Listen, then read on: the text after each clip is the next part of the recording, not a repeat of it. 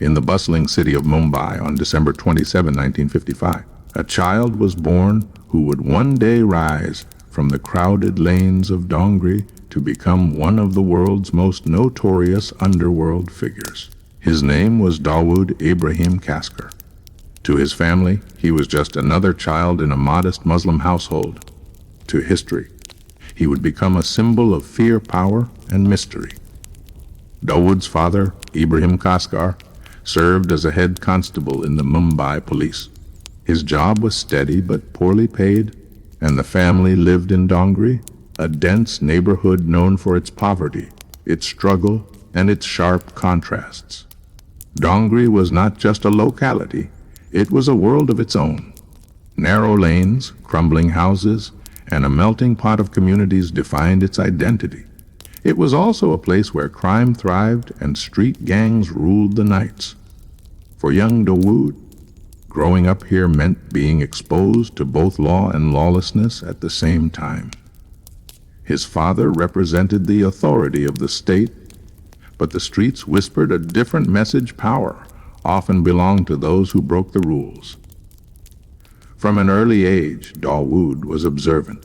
He saw how local gang leaders commanded respect, how smugglers drove expensive cars, and how neighborhood dons were feared more than the police themselves. This contrast left a deep impression on his young mind. The Kaskar family was large and discipline was strict. Dawood was not a model student. He struggled to focus on academics and often found himself drifting toward mischief. He attended the local school but was restless, drawn more toward the chaos of the streets than the order of classrooms. Teachers described him as intelligent but distracted, clever but defiant. The rigid rules of school could not contain the restless energy of a boy who sought something bigger than what his modest surroundings could offer. As Dawood grew older, his behavior began to change. He developed a rebellious streak, often skipping school, wandering through markets, and mingling with boys who were already flirting with petty crime. Mumbai in the 1960s was a city in transition. It was the economic hub of India, a city of dreams for millions, but also a city of shadows where smuggling, bootlegging, and black markets flourished. The government's strict import restrictions created an underground economy, and smugglers became overnight millionaires. To young men in areas like Dongri, these smugglers were heroes. Dawood was captivated by their aura. Unlike his father, who wore a police uniform and returned home with a meager salary, the smugglers wore fine clothes, flashed gold watches, and commanded respect wherever they went. Slowly, Dawood began to idolize them, imagining himself one day rising above poverty and commanding the same fear and admiration. By his teenage years, Dawood had already stepped into the darker corners of Dongri's street life. He became known for his sharp mind, quick temper, and natural leadership among his peers. Street fights were common, and Dawood rarely backed down. He was not physically imposing, but he had an uncanny ability to strategize, to see opportunities, and to use his wits to outmaneuver rivals. His first brush with crime was small: petty thefts, street gambling, and acting as a lookout for older boys involved in smuggling gold or electronics from the docks. Mumbai's proximity to the Arabian Sea made it a smuggler's paradise, and many young men in Dongri became part of this hidden economy. Dawood was no different, but unlike others, he carried ambitions far greater than small time gains. At home, tensions began to rise. His father, Ibrahim Kaskar, was deeply disappointed with his son's behavior. A police constable himself, he understood better than anyone the dangers of the path Dawood was treading. Many times, he tried to discipline him, warning him that the life of crime ended only in prison or death. But Dawood was unmoved. To him, the police uniform symbolized powerlessness, while the flashy lifestyles of smugglers symbolized success.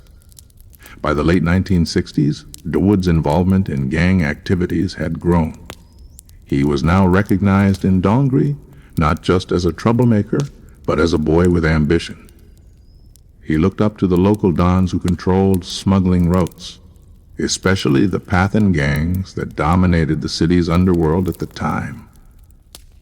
But Dawood did not want to remain a follower forever. Even as a teenager, he believed he was destined to lead. The streets of Mumbai provided the perfect training ground. Dawood learned how to build networks, how to win loyalty, and how to intimidate rivals.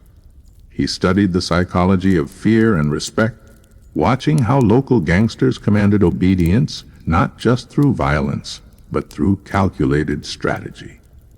He learned that reputation was everything. Once people believed you were dangerous, half the battle was already won. At the same time, Dawood began to develop another skill that would later define his empire diplomacy. Unlike many gangsters who relied solely on brute force, Dawood understood the importance of negotiation. He was shrewd, calculating, and always thinking 2 steps ahead. Whether it was settling disputes among local boys or negotiating with smugglers for a cut of their profits, Dawood displayed a maturity beyond his years. By the time he reached his late teens in the early 1970s, Dawood Ibrahim was no longer just another boy from Dongri. He had established himself as someone to be reckoned with, a young man whose intelligence and ambition set him apart. While his father still hoped he might reform, the path was already chosen. Dawood's destiny was tied to the streets, not the law. In those early years, no one could have predicted the scale of what he would become. But the foundation was laid. The boy who once roamed the crowded lanes of Dongri, dreaming of power and wealth, was now preparing to step into the dangerous world of organized crime. From petty thefts to street fights, from idolizing smugglers to challenging local gangs, Dawood Ibrahim's childhood and teenage years were not just about survival. They were about preparation for a life that would take him far beyond Mumbai, into the world stage of crime, terror, and international intrigue.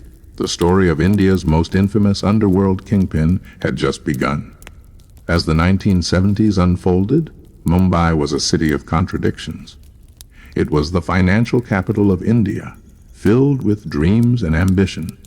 But it was also a city where the underworld thrived in every shadow.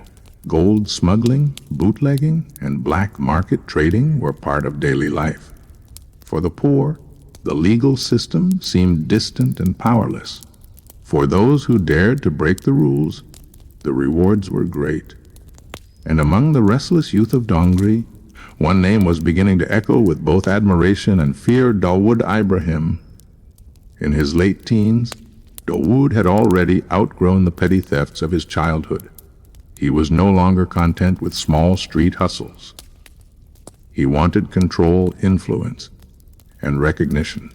The underworld of Mumbai at this time was dominated by the Pathan gangs, powerful groups of Afghan and Pashtun immigrants who controlled smuggling routes and extortion rackets.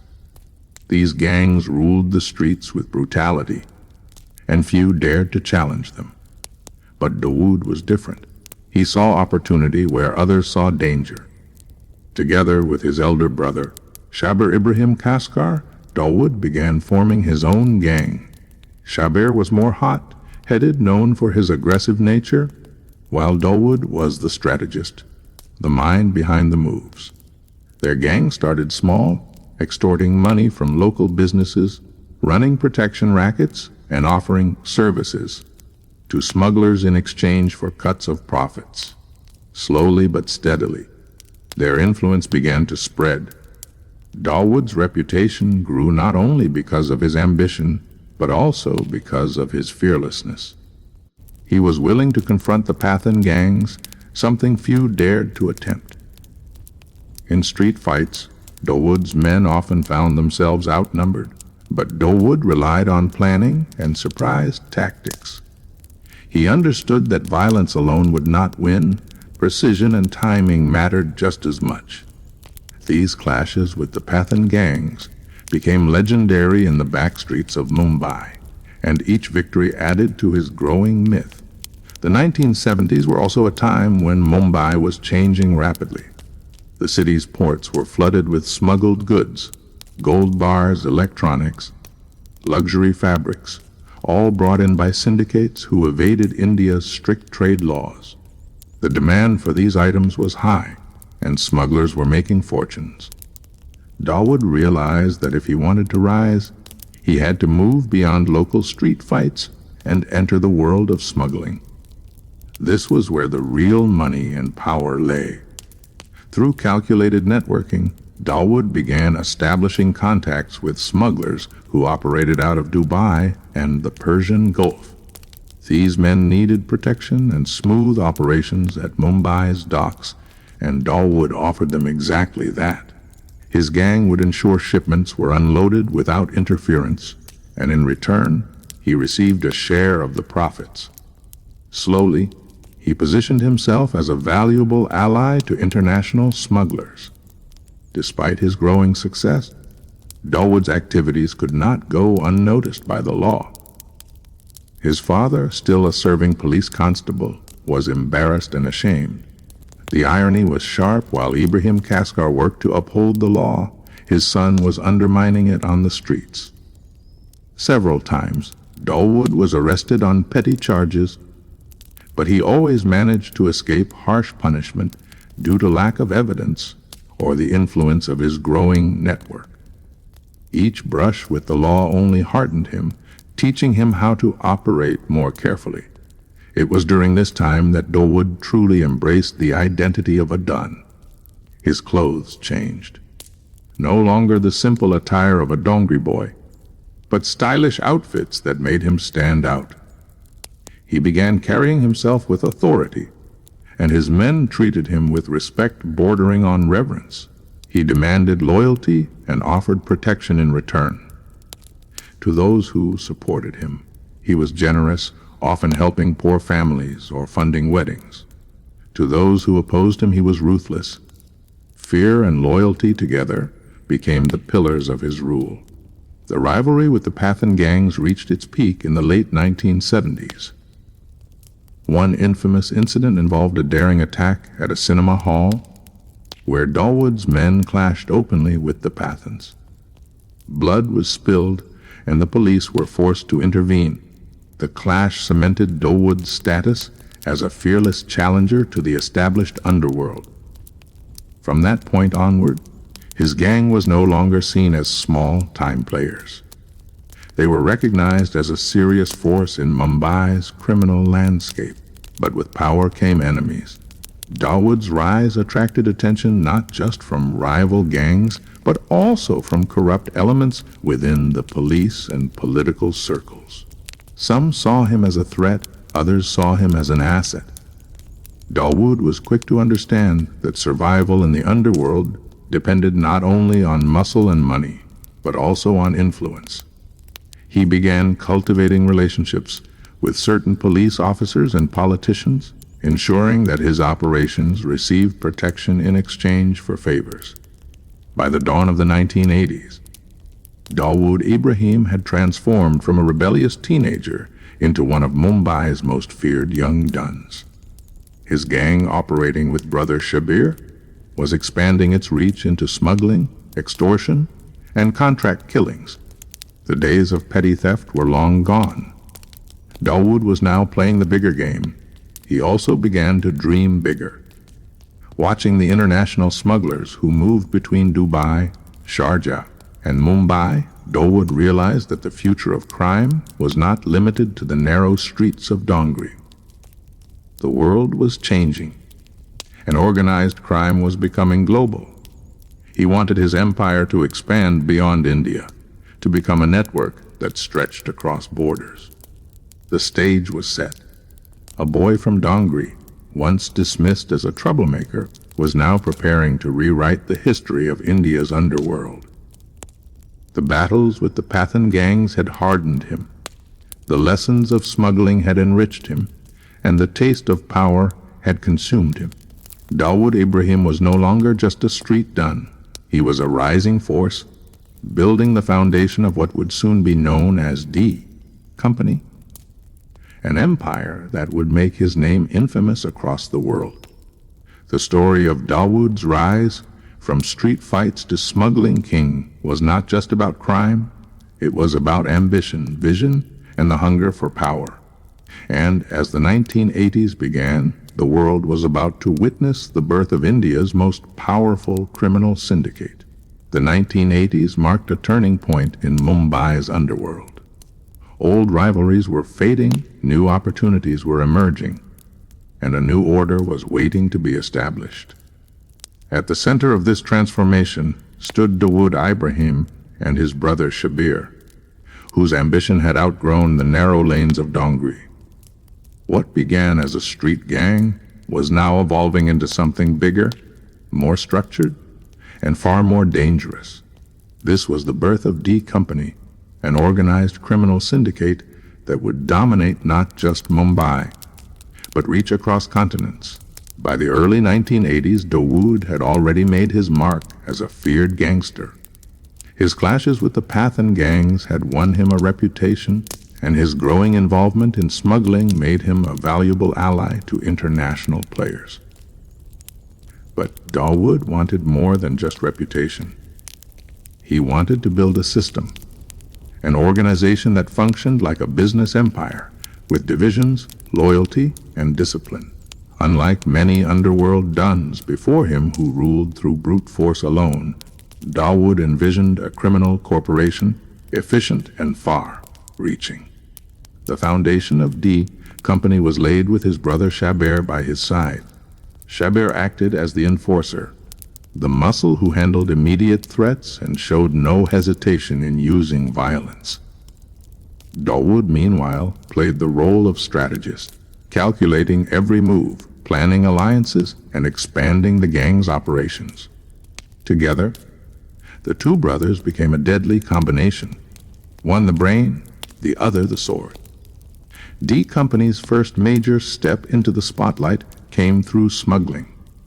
The Indian economy at the time was heavily regulated. Import restrictions made foreign goods, gold, electronics, luxury fabrics, nearly impossible to buy legally. Smugglers filled the gap, and Dawood's organization became one of the most reliable networks for moving contraband into Mumbai. From the docks to the markets, D Company ensured that shipments flowed smoothly. Dawood's men controlled unloading operations, bribed customs officials, and intimidated anyone who dared interfere. This new syndicate wasn't just about money. It was about order. Dawood introduced a sense of discipline rarely seen in the chaotic underworld. His men were expected to follow rules, report profits, and maintain loyalty. Those who betrayed him faced swift consequences, often in the form of public assassinations that sent chilling warnings to others. Fear became his weapon, but so did organization. D Company wasn't just a gang anymore. It was a parallel system of governance in the criminal world. But smuggling wasn't the only source of income. Dawood quickly expanded into extortion and protection rackets. Businesses, film producers, and builders in Mumbai were pressured to pay protection money to D Company. Those who complied were safeguarded from rival gangs and petty criminals. Those who resisted faced dire consequences, sometimes arson, sometimes beatings, and occasionally assassination. Within a few years, D Company's grip extended from the streets of Dongri to the glittering offices of Mumbai's film industry and the booming world of real estate. The gang wars of the early 1980s only added to Dawood's power. Rivals who refused to submit were systematically eliminated. Contract killings became a trademark of D Company, carried out with precision and without mercy. Dawood introduced professional hitmen who carried out assassinations not as chaotic street fights, but as carefully planned operations. Each killing was a message, a statement of dominance. Yet, Dawood was not just a gangster, he was also a master of image building. He cultivated a personality that mixed fear with fascination. He wore sharp suits, drove luxury cars, and moved with an air of authority. In public imagination, he was both a villain and a legend. For some in the poor neighborhoods of Mumbai, he was even seen as a benefactor, a man who distributed money, helped families in need, and funded community events. This dual identity, Don and benefactor, strengthened his hold on the streets. Perhaps the most significant change Dawood brought was his international outlook. While earlier Dons were content ruling local territories, Dawood established networks abroad, particularly in Dubai. The Gulf City was booming as a trade hub, and its proximity to India made it a perfect base for smuggling operations. Dawood built close ties with Indian expatriates in Dubai, many of whom were involved in gold smuggling. These relationships gave D Company access to international routes and protection outside India's borders. It was also during this period that D Company began dabbling in Bollywood connections. The film industry, with its glamour and money, became a natural attraction for Dawood. Producers sought his funding, and stars often found themselves under his shadow. For Dawood, Bollywood wasn't just about profit, it was about influence, status, and cultural power. By associating with celebrities, he added another layer to his myth. But no empire grows without enemies. Dawood's rise threatened not only rival gangs, but also sections of law enforcement. His father, Ibrahim Kaskar, who had served honorably as a constable, was deeply pained to see his son become India's most feared criminal. Yet even the police struggled to contain him. Corruption ran deep, and Dawood's network ensured that many officers turned a blind eye. Files went missing, raids failed, and witnesses were silenced. D Company was always 2 steps ahead. By the mid-1980s, Dawood Ibrahim was no longer just another Don. He was the undisputed kingpin of Mumbai's underworld. D Company controlled smuggling, extortion, contract killings, and had begun establishing a reputation in the international crime world. What set Dawood apart was not just his ruthlessness, but his vision. He wasn't building a gang for today. He was building an empire for the future. The name D Company itself carried weight. It wasn't just a gang name whispered in fear. It became a brand of power, crime, and control.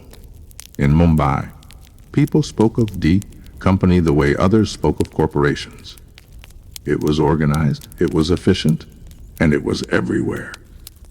From small-time shopkeepers to Bollywood producers, from local politicians to international smugglers, Dawood's influence reached every level of society.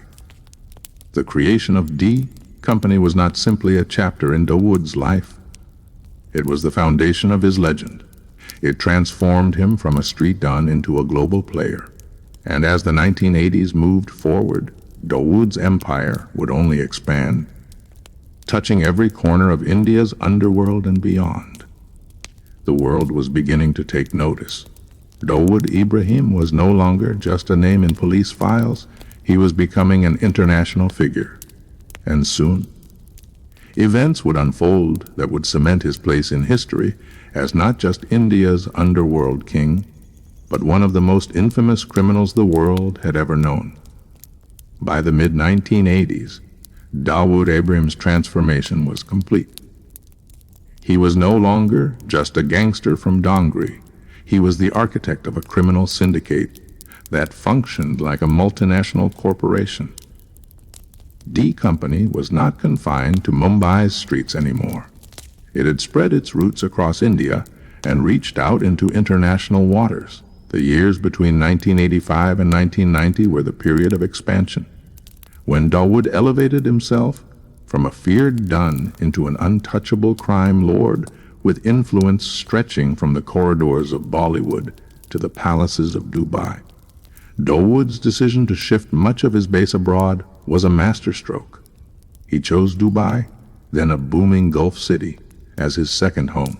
Dubai was modernizing rapidly, its free trade policies attracting entrepreneurs and smugglers alike. For Dawood, it offered safety from Indian law enforcement, a gateway to international markets, and a luxurious lifestyle that matched his growing ambitions. From his lavish residences in Dubai, Dawood commanded his empire in Mumbai, issuing orders that his men carried out with military-like precision. His operations expanded on multiple fronts. Smuggling remained his backbone, especially gold, electronics, and imported luxury items. But Dawood's genius was diversification. He moved aggressively into real estate, extortion, and the entertainment industry. Mumbai's booming construction sector became fertile ground for money laundering, with builders often forced to pay protection money or partner with D Company. Bollywood, meanwhile, became not only a source of influence, but also a playground where Dawood's reach was undeniable. In this era, stories of his closeness to film stars, producers, and directors became the stuff of legend. Some claimed Dawood financed films. Others whispered of his presence at private parties where the glamour of Bollywood mixed with the shadows of the underworld. For the industry, Dawood's presence was a paradox, dangerous yet magnetic, threatening yet impossible to ignore. Many producers who lacked funds found his money irresistible, even if it came at the cost of lifelong allegiance. But Dawood's empire was not built on glamour alone. It was built on fear, discipline, and ruthless efficiency. Extortion rackets flourished, targeting businessmen, jewelers, and politicians. Dawood's men collected money with a system that mirrored taxation, regular, predictable, and impossible to refuse. Those who resisted faced arson attacks, kidnappings, or contract killings. Each act of violence was carefully chosen, designed to send a message to the wider public. The company's reach was limitless, and disobedience carried a deadly price. Dawood also forged alliances with powerful international players. His links to smuggling networks in the Middle East and Southeast Asia deepened. Dubai was not just a refuge. It was a hub where he mingled with influential businessmen, corrupt officials, and arms dealers. Dawood's charisma and negotiating skills allowed him to build bridges that extended the company's operations beyond India's borders. For the first time, Mumbai's underworld was not just a local phenomenon, but part of a global crime network. Yet, with expansion came danger. Rivals, both old and new, began to challenge his supremacy. One of the most significant threats came from within, the rise of competing gangs unwilling to bow to Dawood's growing dominance. Street battles, assassinations, and turf wars scarred Mumbai during these years. But Dawood's gang, disciplined and well-funded, often outmaneuvered rivals. He was not only ruthless, but also clever in eliminating competition, often using diplomacy to co-opt weaker gangs and violence to crush stronger ones. The Indian authorities, too, began to take his activities more seriously.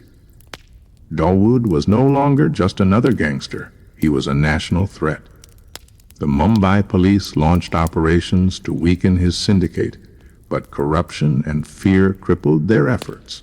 Many officers were either bribed or too intimidated to act. Dawood's network extended so deep into the system that raids often failed and witnesses rarely testified. He seemed untouchable, a ghost who could not be captured, even though everyone knew his name. During this period, Dawood suffered a personal and professional blow. The murder of his brother Dawood Ibrahim Kaskar in 1981 by rivals from the Pathan gang. Shabir's death shook Dawood deeply. For him, it was not just the loss of a brother, but a declaration of war. Dawood responded with calculated vengeance, targeting those responsible and ensuring their elimination. The retaliation was swift and brutal. cementing his reputation as a Don who never forgave betrayal. Shabir's absence also forced Dawood to consolidate leadership fully in his own hands. From then on, D Company was no longer a partnership. It was Dawood's empire alone. In the late 1980s, another transformation occurred. Dawood's activities began to intersect with political and communal tensions in India. As riots and conflicts shook the country, rumors spread of Dawood's growing interest in political influence. His syndicate allegedly funded certain politicians, providing muscle during elections in exchange for protection and favors. This dangerous mixing of crime and politics allowed Dawood to operate with even greater impunity, blurring the line between the underworld and legitimate power. By 1990, Dawood Ibrahim was at the height of his power. He was rich beyond imagination, with businesses and properties in multiple countries. He lived a life of luxury, moving between Dubai and other international destinations, yet his word carried weight in every corner of Mumbai's underworld.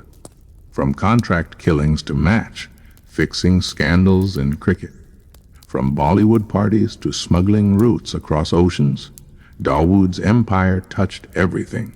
He was no longer seen merely as a gangster, but as a Don with global reach. D Company had become synonymous with organized crime in India, and Dawood himself was both feared and admired, a symbol of power, ambition, and defiance of the law. But shadows loomed on the horizon. His increasing involvement with international players, his growing political links, and his unchecked control over Mumbai's underworld were setting the stage for events that would not only shake his empire, but also change India forever. The next chapter of Dawood's life would not just be about expansion. It would be about terror, tragedy, and global infamy. March 12, 1993. It was a day that changed Mumbai forever. A day when a city of dreams turned into a city of horror. A day when Dawood Ibrahim's name would no longer be confined to the underworld, but would enter the pages of global terrorism.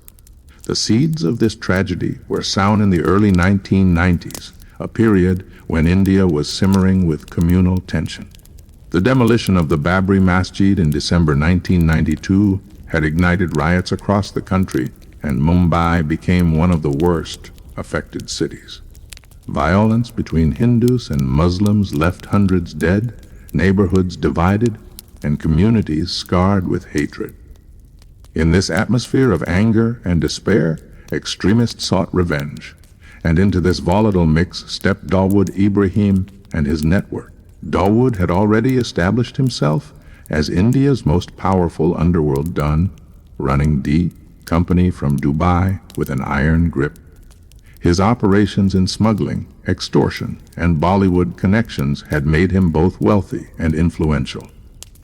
But after the communal riots, reports suggest that Dawood's organization became involved in something far more deadly, a terror plot that would strike at the very heart of Mumbai. The plan was chilling in its precision. Multiple bombs would be planted across the city, at the stock exchange hotels, markets, and transport hubs. The goal was not just to kill, but to terrorize, to bring Mumbai to its knees.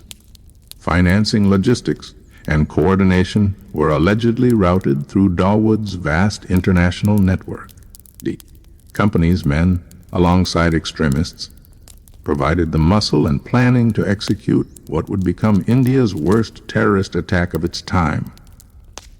On that fateful Friday, 13 explosions ripped through Mumbai within a span of just 2 hours. The first blast targeted the iconic Bombay Stock Exchange, a symbol of India's financial power. Glass shattered, concrete crumbled, and panic spread like wildfire. Minutes later, bombs exploded at the Air India building, Zaveri Bazaar, the Century Bazaar, and other crowded locations. Cars burned, bodies lay scattered, and survivors screamed in disbelief. By the end of the day, nearly 300 people were dead and more than 400 injured. The scale of destruction was unprecedented. The city was in shock. Mumbai had seen riots, gang wars, and violence before, but never had it experienced terror on such a coordinated scale. For ordinary citizens, life stopped in fear. For investigators, the question was immediately who could organize such a massive attack. All roads pointed toward Dawood Ibrahim.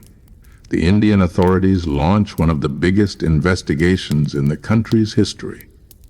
The Central Bureau of Investigation, CBI, Mumbai Police, and later Interpol all became involved. Evidence mounted linking D company operatives to the blasts, money trails, weapons shipments, and confessions from arrested associates. It was alleged that Dawood, operating from Dubai, had masterminded the plot alongside his trusted lieutenants. For Dawood, the bombings marked a dangerous turning point.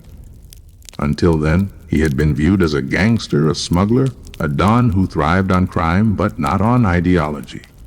After 1993, he was branded a terrorist. The Indian government declared him the prime accused, and his name was added to Interpol's most wanted list. International agencies, including the United States, began monitoring his movements. Dawood Ibrahim was no longer just India's problem. He was now a global outlaw. The backlash was swift. The Indian government seized properties linked to him, cracked down on his associates, and intensified its pursuit of D Company. Dawood's name became synonymous with fear. The media portrayed him as the face of evil, a man responsible for mass murder. For the families of victims, he was the symbol of their grief and anger. But for Dawood, the bombings were also the beginning of exile. Fearing retaliation and increasing international pressure, he left Dubai, where until then he had lived with relative freedom. Reports suggest that he relocated to Karachi, Pakistan, under the protection of powerful allies. From there, he continued to run his empire, but his days of openly mingling with Bollywood stars and flaunting his wealth were over. The 1993 bombings had changed everything. In Mumbai, the underworld itself was shaken. Rival gangs distanced themselves from Dawood, not wanting to be dragged into the storm of international scrutiny. Some of his former allies turned enemies, seeing his involvement in terrorism as a step too far. The once glamorous image of Dawood as a stylish don who controlled smuggling and film financing was replaced with that of a fugitive accused of mass murder. The trials related to the bombings stretched for years. Dozens of his associates were convicted, but Dawood himself remained beyond India's reach. His alleged safe haven in Pakistan became a point of contention in India. Pakistan relations, with India repeatedly demanding his extradition and Pakistan denying his presence. To this day, the shadow of those blasts continues to haunt diplomatic ties. For ordinary people in Mumbai, however, the 1993 bombings left scars that never fully healed. Survivors carried lifelong injuries, families mourned loved ones, and the city's sense of security was shattered. The blasts were more than an attack on buildings. They were an attack on the spirit of Mumbai. And for many, the man behind it was none other than Dawood Ibrahim. From the lanes of Dongri to the skyscrapers of Dubai, Dawood's rise had been astonishing. But March 12, 1993, turned his story from that of a criminal mastermind to that of a terrorist fugitive. The world now knew his name, but it was a name spoken with anger, fear, and condemnation. The boy who once dreamed of escaping poverty had indeed become powerful beyond imagination. But that power now carried the blood of hundreds of innocents. The 1993 Mumbai bombings would forever define his legacy, casting a shadow over every chapter of his life that followed. The 1993 Mumbai bombings had changed everything. Dawood Ibrahim, once celebrated in some circles as a stylish underworld don, was now branded a terrorist and mass murderer. His empire was still vast. His reach still terrifying, but his days of moving openly in Dubai or mingling with Bollywood celebrities were gone. From 1993 onward, Dawood would live the life of a fugitive, powerful, wealthy, but constantly hunted and always in the shadows. In the immediate aftermath of the bombings, international pressure mounted on Dubai. Dawood had lived there comfortably for years, maintaining luxurious homes, expensive cars, and a public image of wealth and authority. But with India demanding his arrest and Interpol issuing red corner notices, Dubai was no longer safe. The once glittering life of parties and high society began to close around him. It was during this time that Dawood allegedly fled to Pakistan, where he is believed to have lived under the protection of the powerful Pakistani intelligence agency, the ISI. From Karachi, Dawood continued to command D Company. His empire had grown too large to collapse overnight. With lieutenants spread across India, Dubai, and other parts of Asia, he still controlled smuggling routes, extortion networks, and money laundering operations. Reports suggested that he lived in high security mansions in Clifton, Karachi, heavily guarded, discreet, and unreachable by Indian authorities. He no longer walked openly in the streets, but his voice carried across continents, directing his men with absolute authority. For the Indian government, Dawood's disappearance into Pakistan was both an embarrassment and a frustration. Officials repeatedly demanded his extradition, but Pakistan denied his presence, insisting that India was using him as a political pawn. The world watched as the two nations argued, but meanwhile, Dawood's influence remained strong. He became the ultimate symbol of India's inability to capture its most wanted criminal. During the mid-1990s, Dawood also began to shift his financial activities. With the heat on his traditional smuggling routes, D Company diversified into hawala operations, money laundering, and legitimate businesses. From construction to real estate, from hotels to trading companies, his empire blurred the line between crime and legality. Dirty money was washed clean, and profits flowed back into his networks. This financial camouflage made it even harder for authorities to dismantle his operations. Despite living in exile, Dawood retained a strong grip on Mumbai's underworld. His men continued to collect extortion money, settle disputes, and carry out contract killings.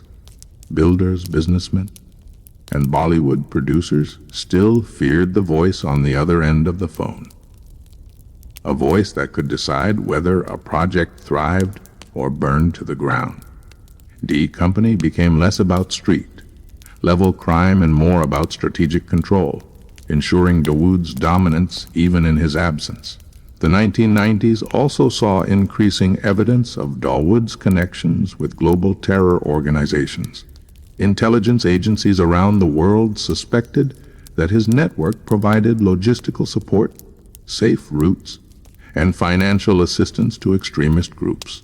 The same smuggling channels once used for gold and electronics were now allegedly used to move weapons and explosives. This transformation, from a gangster to a terror-linked fugitive, made Dawood a priority not just for India, but also for international security agencies. But while his notoriety grew, his personal life remained hidden. In Karachi, Dawood reportedly lived with his family in fortified compounds, protected by layers of security. Rumors of his daily life painted a picture of a man surrounded by luxury but trapped by fear. Some claimed he had multiple properties in Clifton and Defense Housing Authority areas, complete with guards, servants, and state-of-the-art surveillance. Yet for all the wealth, he remained invisible, never appearing in public, never photographed, and never caught. Meanwhile, the cracks in his empire began to show. Rival gangs in Mumbai, sensing his absence, tried to reclaim lost territories. Law enforcement agencies, emboldened by international pressure, cracked down on D company's local operatives. Some of Dawood's trusted men were arrested, others killed in police encounters, and a few even turned informers. Dawood's iron grip was loosening, though his reputation alone was often enough to keep rivals in check. The late 1990s also brought personal tragedies. Dawood's close associates and family members were increasingly targeted. His younger brother Dawood Ibrahim managed parts of the business, but often found himself under scrutiny. His other brother Nora died in 1994. These losses weighed heavily on him, even as he tried to maintain control. The once untouchable image of Dawood began to fade, replaced by whispers of vulnerability and decline. Still, Dawood remained a powerful symbol. For his loyalists, he was the ultimate Don, untouchable and feared. For his enemies, he was the embodiment of everything wrong with India's fight against organized crime. For the public, he was a figure of both fascination and fear, his story inspiring countless rumors, films, and books. By the year 2000, Dawood Ibrahim was firmly entrenched in exile. The Indian government had failed to bring him back, despite global warrants. Pakistan continued to deny sheltering him, even as intelligence agencies pointed to evidence of his presence in Karachi. The company was still alive, but no longer the dominant force it once was. Dawood himself was aging, his health beginning to decline, and his empire facing both internal splits and external attacks. The boy from Dongri had risen to unimaginable heights, built an empire, and struck terror into the heart of Mumbai. But as the 1990s ended, his life had become that of a man constantly on the run. Rich, powerful, and feared, but forever hunted, and forever a fugitive. The world now waited to see, would Dawood Ibrahim's empire endure the coming years? Or would the fugitive Don finally face the reckoning that had pursued him for so long? The dawn of the new millennium brought with it fresh challenges and new dangers. For Dawood Ibrahim, the fugitive Don of Mumbai, the 2000s would cement his transformation from underworld kingpin to internationally recognized terror financier. His empire was no longer confined to smuggling, extortion, and Bollywood financing. It was now intertwined with global networks of terror, money laundering, and international crime syndicates. The attacks of September 11, 2001 in the United States changed the world forever. Global attention shifted sharply toward terrorism, and every suspicious network, every shadowy financier, and every smuggler with ties to extremist groups came under the microscope. Dawood Ibrahim's name, already infamous, began appearing in intelligence dossiers across the globe. His alleged safe haven in Karachi, his deep pockets, and his smuggling routes made him a figure of immense interest to counterterrorism agencies. In 2003, the United States government officially designated Dawood Ibrahim as a global terrorist under Executive Order Thunderthurn 224. This placed him alongside some of the world's most dangerous individuals, freezing his assets in international jurisdictions and banning any financial dealings with him. The U.S. Treasury and the United Nations also accused him of links with Al-Qaeda and the Lashkar-e-Taiba, the Pakistani militant group responsible for numerous attacks in India. Dawood Ibrahim, once seen as just a gangster, was now recognized worldwide as a financier of terror. For Dawood, this was both a curse and a shield. On one hand, the designation increased global pressure and made his movements even more restricted. On the other hand, it gave him protection from extradition. Pakistan could continue to deny his presence, claiming there was no evidence, while using him as a covert asset in regional conflicts. Reports suggested that Dawood provided smuggling channels, forged documents, and financial services that militant groups needed to survive. Whether directly or indirectly, his empire became an enabler of terrorism. During this period, Dawood's name was also linked to one of the darkest chapters in Indian history, the 2008 Mumbai terror attacks. For 3 days, the city of Mumbai was held hostage as armed terrorists attacked iconic landmarks, including the Taj Mahal Palace Hotel, CST railway station, and Nariman House. Over 170 people were killed, and the world watched in horror as live television broadcast the carnage. While the primary blame rested on Lashkar-Taiba, Indian intelligence agencies repeatedly hinted at Dawood's company being used to provide logistical support and local intelligence to the attackers, though no conclusive evidence was made public. The association further cemented Dawood's reputation as a figure who blurred the lines between organized crime and terrorism. But even as the world turned against him, Dawood Ibrahim's empire adapted. His company shifted operations from Mumbai to other parts of South Asia, the Middle East, and Africa. Drug trafficking became a major source of income, with routes stretching from Afghanistan's poppy fields to Europe's streets. Hawala networks under his control laundered billions, moving money across continents in ways that were nearly impossible to trace. His reach extended into counterfeit currency operations, arms trafficking, and even sports betting.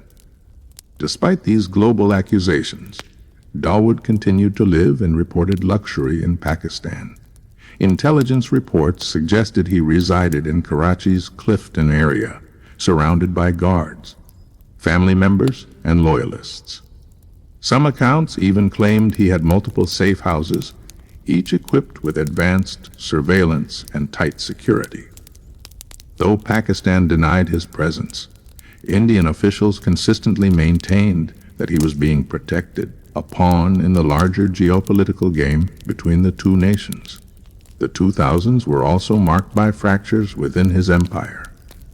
Dawood's longtime aide, Chota Shakil, remained loyal, but others began to drift. Rivalries within the company and challenges from emerging underworld figures weakened his grip on Mumbai. Once, his word was law in the city's underworld. Now, his influence was more distant, more symbolic than direct. Younger gangsters cared less about Dawood's name and more about carving their own empires. Still, his legend endured. In India, every major crime was rumored to carry Dawood's fingerprints. From Bollywood film financing to cricket betting scandals, his name surfaced again and again, sometimes with proof, often without. The media portrayed him as an untouchable figure, a man who lived like a ghost yet cast a long shadow. For ordinary people, he became less of a real person and more of a myth, feared, hated, and strangely fascinating. Internationally, however, Dawood was no myth. He was real and he was dangerous. Intelligence reports connected him to narcotics routes that funded terror groups, to Hawala operations that moved money for extremists, and to smuggling channels that brought weapons into conflict zones. For counterterrorism agencies, Dawood Ibrahim was not just an old gangster from Mumbai. He was a key link in the chain of global instability. By 2010, Dawood was in his mid-50s. Wealthy beyond imagination, but increasingly isolated, his empire was vast but vulnerable. His fugitive status made him a prisoner of his own power. He could not travel freely, he could not appear in public, and he lived under constant fear of assassination or capture. Yet he remained a symbol of survival.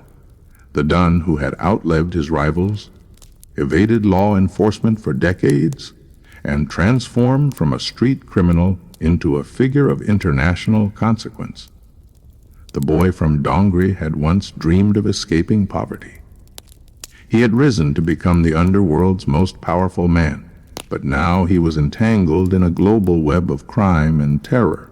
The 2000s defined him not as a gangster, but as a fugitive terror financier, a man who had outlived his time, but whose shadow still stretched across borders. And as the decade closed, One question loomed larger than ever. Could Dawood Ibrahim's empire withstand the growing storm, or was the fall of the world's most wanted fugitive finally drawing near? By the 2010s, the story of Dawood Ibrahim had entered a new phase, one marked not by expansion, but by decline. For decades, he had been the undisputed king of India's underworld, a man whose reach extended from Mumbai's streets to Dubai's skylines and Karachi's guarded compounds. But as the new decade dawned, Dawood was no longer the all-powerful Don of old. Age, health, shifting loyalties, and mounting international pressure began to erode the empire he had built brick by brick since the 1970s. The first signs of this decline were visible in his shrinking influence over Mumbai. In the 1980s and 1990s, Dawood's name alone could strike terror into the city. Every builder, businessman, and film producer feared his calls. Every rival gangster knew his reach was lethal.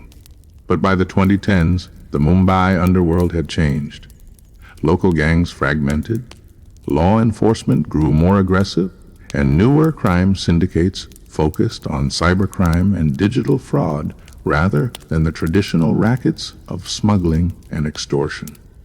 Dawood's men were still present, but their power had waned.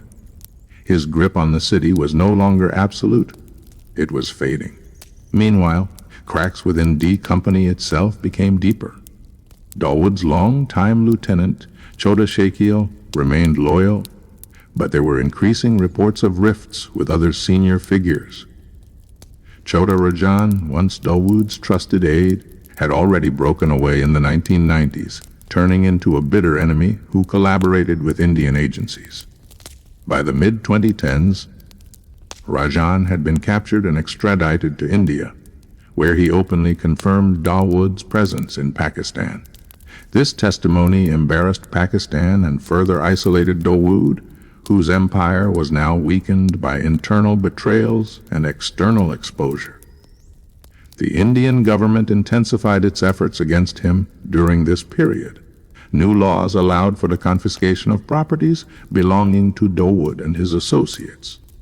In Mumbai, Delhi, and other cities, flats, bungalows, and commercial establishments linked to him were seized and auctioned. The auctions themselves became symbolic battles. Citizens and activists bought these properties, sometimes for a fraction of their worth, as a statement against the fugitive Don. Dawood's legacy, once glamorous in the eyes of some, was being stripped brick by brick in the public square. Internationally, his troubles grew worse. The United Nations, the United States, and Interpol maintained him on global most wanted lists. His name appeared alongside terrorists, drug traffickers, and warlords. The U.S. Treasury Department kept expanding sanctions on his businesses and associates, cutting off access to formal banking systems. In 2015, the Indian government released a dossier detailing his Karachi addresses, satellite images of his homes, and networks of companies used for money laundering. Pakistan denied it all, but the pressure mounted. For Dawood personally, whispers of declining health began to circulate. By the late 2010s, he was in his 60s. Reports suggested he suffered from diabetes and perhaps other age-related conditions. Rumors of hospitalizations in Karachi surfaced occasionally, though never officially confirmed. For a man who once exuded invincibility, the idea of illness was both ironic and symbolic. It showed that even the most feared Don was not immune to time. Yet, despite these setbacks, Dawood remained elusive. Indian intelligence maintained that he continued to live in Karachi's upscale Clifton and Defense Housing Authority, DHA neighborhoods shielded by layers of protection. His family reportedly moved within Pakistan and occasionally abroad under aliases. He rarely, if ever, appeared in public. Photographs of him from this era were scarce, often recycled old images from the 1990s. It was as if he had become a ghost, present powerful in some ways, but invisible. His empire, though diminished, continued to operate in select areas. The narcotics trade remained lucrative, with D Company allegedly acting as a middleman in routes stretching from Afghanistan's heroin fields to markets in Africa and Europe. Illegal betting and match fixing in cricket were also tied to his syndicate, especially during major tournaments like the Indian Premier League. Even as his direct influence over Mumbai waned, his name still floated in investigations involving drugs, fake currency, and sports corruption. Culturally, Dawood Ibrahim remained an obsession in India. Bollywood continued to produce films inspired by his life. Characters modeled on him appeared in crime dramas, underworld sagas, and even thrillers. Each movie, each rumor, each news report added to his myth. For the younger generation, who had not seen the gang wars of the 1980s or the bombings of 1993, Dawood was less a gangster and more a legendary figure, half real, half myth, but always fascinating. But behind the myth was a man increasingly cornered. The world had changed, and the networks he once controlled with ease were now under constant surveillance. The rise of digital banking, cyber intelligence, and global counterterrorism measures meant that laundering money and moving weapons was far riskier than before. Dawood's old methods of hawala and smuggling were no longer as untouchable. His empire had to adapt, and in that adaptation, much of its strength was lost. By 2020, Dawood Ibrahim was a shadow of his former self. Still wealthy, still powerful in limited ways, but no longer the king of the underworld he once was. He lived in hiding, unable to set foot in his homeland, unable to appear in public. His name synonymous with crime and terror. His empire was fractured, his health failing, his legend fading. The once glamorous Don had become a recluse, trapped by the very fear he once inspired in others. The boy from Dongri had climbed to unimaginable heights, but by the 2010s, he was living proof that no empire lasts forever. The question now was not whether Dawood Ibrahim would fall, but when and how. Would he be captured, extradited, or quietly fade away in exile, far from the streets where his story began? As the world moved into the 2020s, the legend of Dawood Ibrahim continued to cast its long shadow, though the man himself was now little more than a ghost. For nearly 3 decades, he had lived as a fugitive, sheltered far away from the streets of Mumbai, where his story began. And yet, even in exile, his name still appeared in headlines, political debates, and intelligence reports. The COVID-19 pandemic that swept across the globe in 2020 also disrupted underground economies. Traditional smuggling networks, narcotics supply chains, and hawala channels were temporarily slowed by lockdowns. For Dawood's D Company, this meant losses, but also opportunities. Intelligence agencies suggested that the network adapted by moving into digital operations, including online betting and cyber, enabled money laundering. Even in decline, the syndicate was resilient, finding ways to survive in a world that had gone digital. But for Dawood himself, life seemed increasingly constrained. Reports consistently placed him in Karachi, Pakistan, living under the protection of the Pakistani security establishment.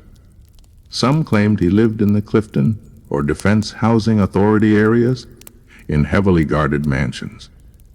Others suggested he rotated between multiple safe houses to avoid detection. What was clear was that he no longer lived the flamboyant lifestyle of his Dubai years. Instead, he lived behind walls, watched over by armed guards, rarely, if ever, seen in public. Rumors of ill health grew stronger in the early 2020s. Indian media frequently reported that Dawood suffered from chronic illnesses such as diabetes and perhaps kidney-related complications. Stories circulated of him seeking treatment in Pakistani military hospitals, always under secrecy and heavy protection. Some even speculated that he had contracted COVID, COVID-19 during the pandemic, though no confirmation ever surfaced. His face, unseen for decades, had become a mystery. To many, Dawood Ibrahim was no longer a feared dun, but an aging man trapped in exile, fighting his own mortality. Meanwhile, the Indian government renewed its pursuit with greater intensity. Officials consistently pressed Pakistan on his presence, especially during high-level diplomatic talks. In 2020, the Pakistani government, for the first time, admitted in official documents that Dawood was indeed on its soil, though it later backtracked under pressure. For India, this was the closest thing to proof after decades of denial. Yet, despite the evidence, Dawood remained beyond reach. Domestically, India continued to seize and auction off his properties. In Mumbai, Delhi, and other cities, real estate once linked to Dawood was either demolished or sold off, often with much fanfare. These auctions became symbolic victories in India's long battle against its most wanted man. Each building stripped from his name was a reminder that the fugitive Dun's empire was being dismantled piece by piece. Culturally, Dawood's presence endured in the Indian imagination.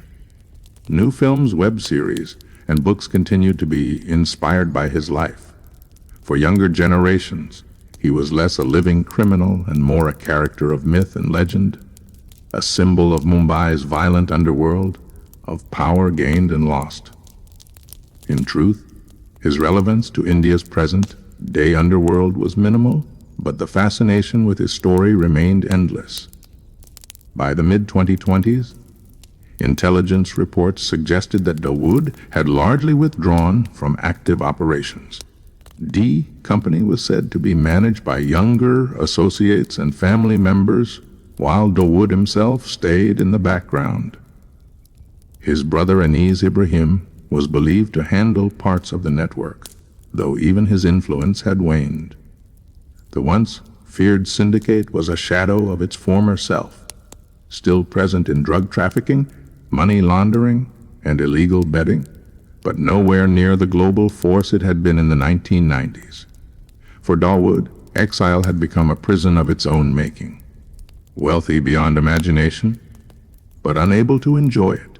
Feared once by millions, but now reduced to whispers and speculation.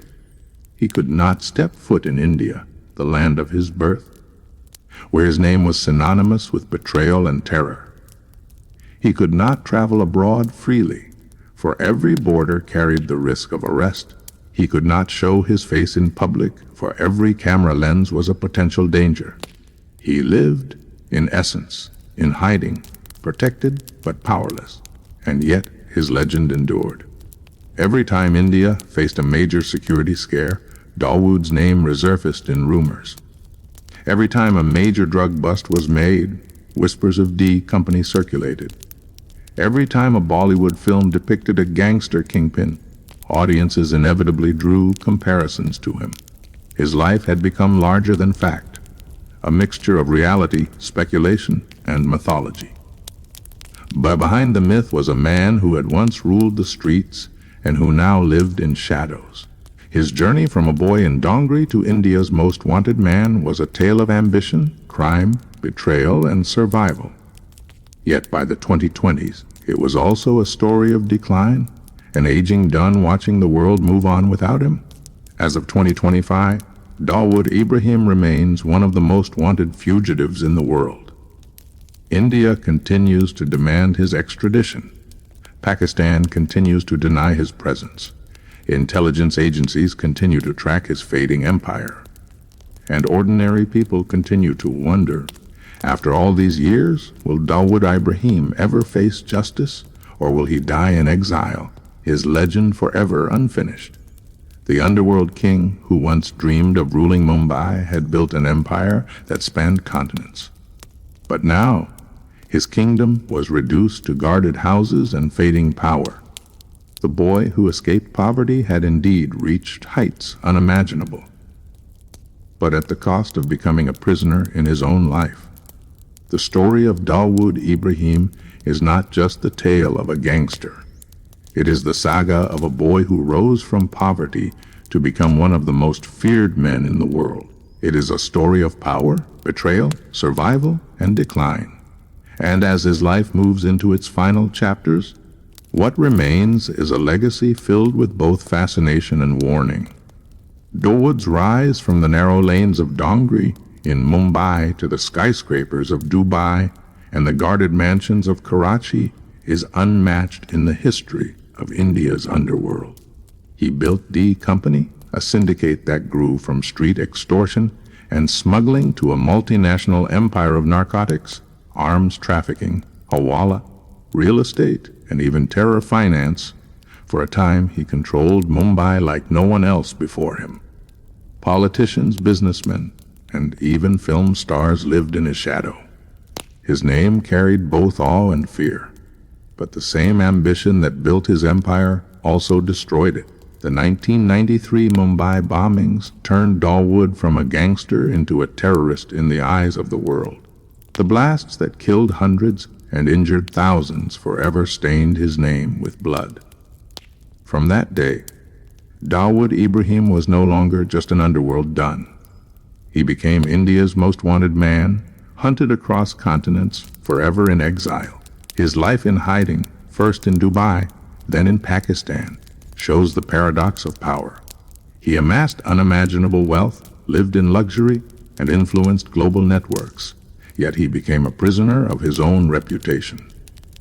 Unable to return home, unable to appear in public, he spent decades moving between safe houses, guarded by men with guns, trapped by fear of assassination or arrest. The very man who once inspired terror lived in constant fear himself. Dawood's story also reveals the deep connections between organized crime and global terrorism. His smuggling routes became pipelines for weapons and drugs. His hawala networks moved money for extremists. His empire blurred the lines between gangster and terrorist, making him one of the first true global outlaws of the modern age. For law enforcement agencies, his name became shorthand for how the underworld could fuel violence far beyond city limits. Yet, even as his empire declined, his cultural legacy only grew. Bollywood repeatedly drew inspiration from his life. Films and series created characters modeled on him, portraying the glamour and brutality of the underworld he once ruled. For the public, Dawood became less of a man and more of a myth. The stylish don with a sharp mind, feared by rivals, hunted by governments, yet always out of reach. But behind the myth was a trail of devastation. Families destroyed by extortion, lives lost in gang wars, a city scarred by the bombings of 1993, and an entire generation of Mumbai's underworld that grew under his shadow. His story, for all its fascination, is a warning about the cost of crime and the illusions of power. Dawood Ibrahim's legacy, therefore, is a double-edged sword. On one side, he represents the ultimate rise of an underworld don, a man who defied poverty, outsmarted rivals, and built an empire that touched continents. On the other side, he symbolizes the downfall that comes with unchecked ambition. A man forced into exile, stripped of his homeland, and remembered not for his power, but for the destruction he left behind. For India, his story is unfinished. For decades, governments have vowed to bring him back to face justice, but he remains beyond reach. His name continues to surface in politics, in intelligence reports, in the media. Every time a property of his is seized or a close aide is arrested, it reignites the debate. Will Dawood ever stand trial, or will he die in exile, his crimes unpunished? For the world, his life is a lesson in how crime syndicates can evolve into global threats. D Company showed how smuggling could lead to narcotics, how narcotics could lead to terror finance, and how one man's network could destabilize entire regions. International agencies continue to study Dawood's empire as a blueprint of transnational organized crime. And for ordinary people, his story is a mirror of human ambition, Dawood Ibrahim had everything a poor boy from Dongri could dream of: money, power, respect, fear. Yet, in the end, he lost the simplest of things: freedom, peace, and a place to call home. His wealth could not buy legitimacy. His power could not erase his past. His empire could not stop time. Today, as Dawood Ibrahim lives out his final years in exile, his name remains larger than the man himself. He is no longer the young Don who once ruled Mumbai. He is an aging fugitive, his health failing, his empire fading, his legend remembered more in stories than in reality. The lesson of his life is clear: crime may offer riches and power, but it always comes with a cost. Dawood Ibrahim's journey, from the crowded streets of Mumbai to the world's most wanted list, is proof that no empire built on blood and fear can last forever. And so, the story of Dawood Ibrahim ends not with the glamour of his rise, but with the silence of his exile. A man who once commanded armies of gangsters now lives as a prisoner in his own fortress.